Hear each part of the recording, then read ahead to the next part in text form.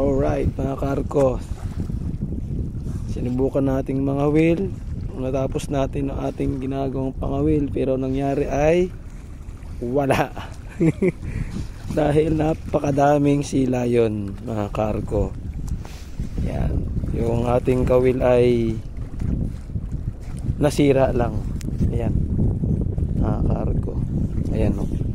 Dahil may nahuli, mabilis din sila manghuli. Ayan. Kaya nangyari, ang resulta ay nasira dahil kinagat nila, hinabol ang isda. Ngayon din natin ano yan, dahil ganoon talaga.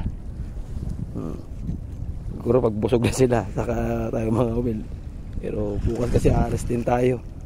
Yan, yan mga karko, bawi na lang tayo susunod siguro na angkurahe ko sa amang tayong bansa. Sunod natin Malaysia. Asia na tayo. Yan. Kaya yan mga karko. Yan. Kita nyo naman po, talagang wala tayong mahuhuli. Isda. Yan o, kita nyo po. Dami nila. Yan sa gilid.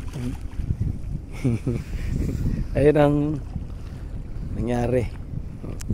Yan. Yan mga karko. Yan ang resulta ng paggawa natin.